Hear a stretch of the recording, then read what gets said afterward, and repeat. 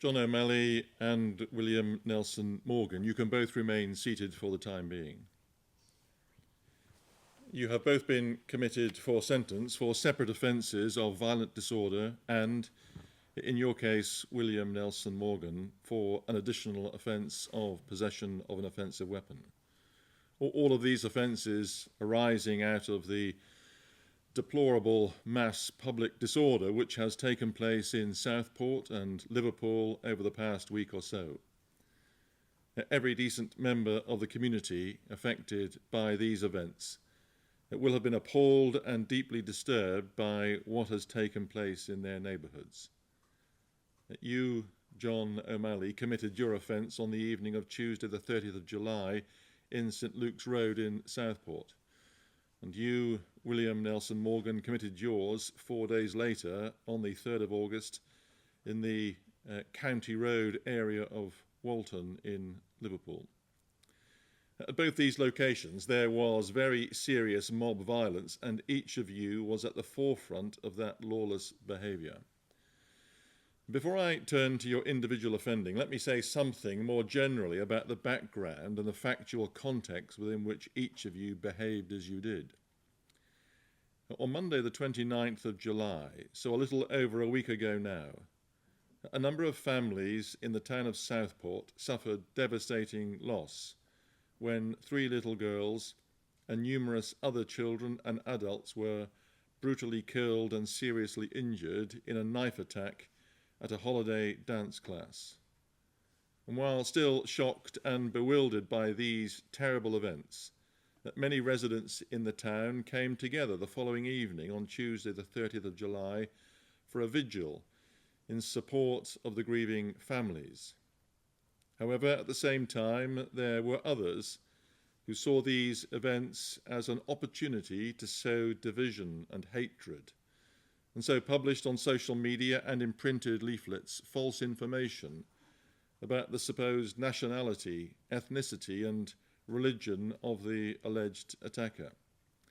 Of course, all of that was complete nonsense, but from that point on, it has been used as a pretext for widespread violence, intimidation and damage, beginning that night in Southport and escalating subsequently across the country, including in this city, Liverpool. On the evening of the vigil in Southport, the police thought that they would be joining a community in mourning. But by the end of the night, those same officers were attempting to defend a part of the town and themselves in what was a pitched battle with a large and utterly lawless mob. It is estimated that there were about 1,000 so-called protesters present that night, though quite what they were protesting about remains a mystery to many. The mob were quite deliberately targeting a mosque, and as officers formed a cordon, they were subjected to repeated foul abuse and threats, and deeply offensive racist language was directed at the mosque and everybody or anyone inside. Over several hours, windows were smashed, walls were demolished, and the recovered bricks were hurled time and again at the police, who were attempting to protect the community. A police vehicle was set on fire, and the mosque was very badly damaged, as were other buildings in the area. Over 50 police officers were injured. And the people doing all of this weren't exercising some right to freedom of expression or lawful protest.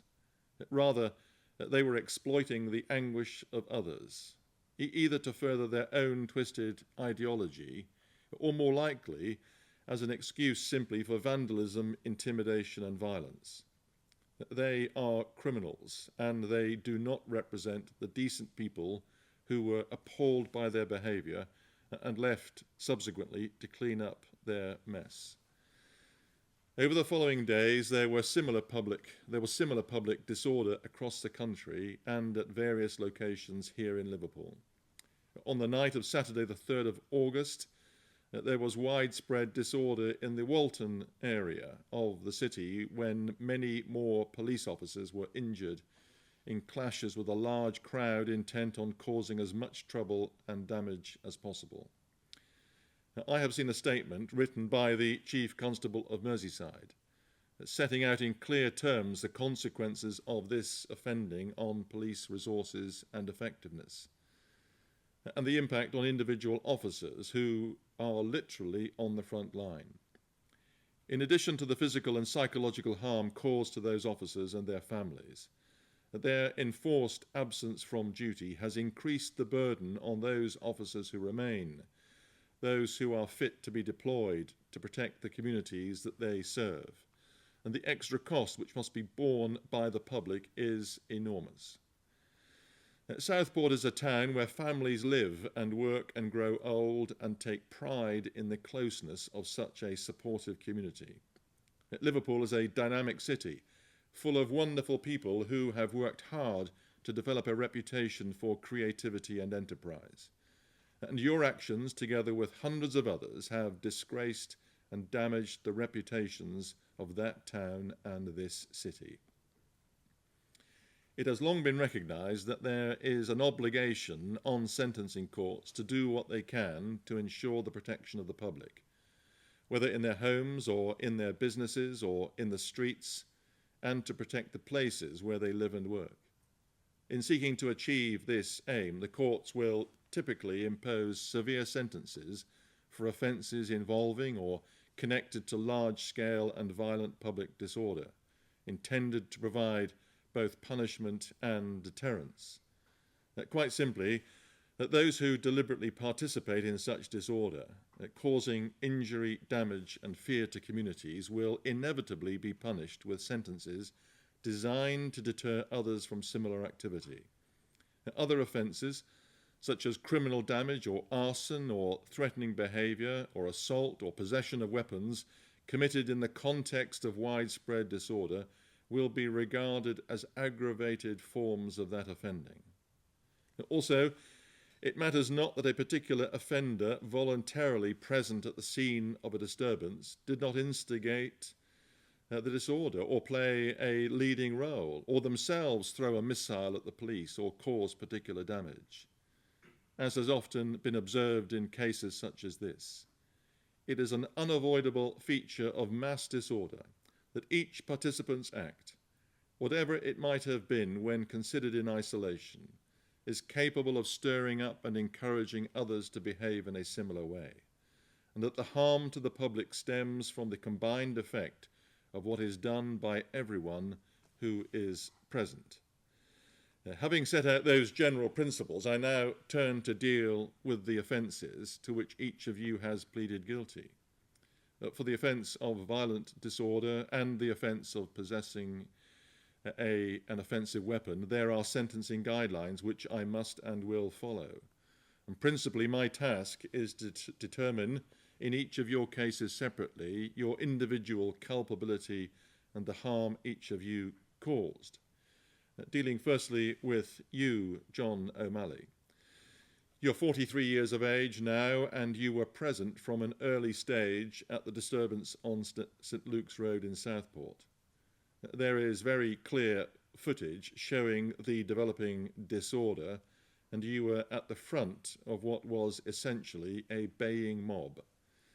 You were part of a surge that broke through police lines, and you were standing next to the police vehicle that was being destroyed. You were present while missiles of every description were raining down on the officers, including bricks, traffic cones, wheelie bins, road signs, tins of paint, and the occasional firework. It was relentless, and you were at the front and participating enthusiastically. I have seen the footage, and there were plenty of opportunities for anyone to leave who did not want to be there. You were arrested 5 days later and made no comment in interview. You have 2 previous convictions, including a recent one for assault by beating. You have, of course, pleaded guilty, and you are entitled to full credit for that plea. I'm told that you now deeply regret what you did on that night. But apart from that, there is very little further mitigation available to you. Turning to the sentencing guidelines, I am satisfied that your offending falls into culpability category B, because you participated willingly in an incident involving widespread and large-scale acts of violence on both people and property, where there had obviously been planning by someone, and it lasted for several hours. In terms of the harm caused, it is Category 1, because almost every Category 2 factor is present, and they have to do with the significant resulting injury and fear and distress, and the serious disruption and impact on the community. The starting point for a Category B1 violent disorder is 3 years imprisonment, with a range up to 4 years. In your case, there are significant aggravating features which have not already been taken into account and which justify a substantial upward adjustment in the starting point. You have a previous conviction for an offence of violence. More significantly, you were part of a crowd using obviously racist and religiously intolerant language that was demonstrating quite deliberately outside a mosque. And you were an active and persistent participant, and this combination of factors takes a sentence, in my judgment, to the top of the relevant bracket. Dealing next with you, William Nelson Morgan, you are 69 years of age now, but your advancing years plainly did not prevent you from playing an active part at the disturbance on County Road. You were a part of a crowd of about 100 people who were running amok, setting fire to bins and damaging local property, including a community hub and library which contained a food bank and provided an important resource for the people living in that area, that library and hub based at Spellow Lane. The crowd threw bricks that night and bottles, and bins were set on fire, and they too were hurled at the defending police officers. As those officers were trying to regain control, you were seen at the front of the mob, holding in your hand a wooden cosh, a small truncheon, which you plainly had with you to use as a weapon. When officers tried to arrest you, you resisted with such force that it took 3 of them to detain you. And later, when asked about the cosh, you said, remarkably, that you had taken it with you that night for your own protection. For the same reasons as your co-accused, I am satisfied that this is Category B1 offending.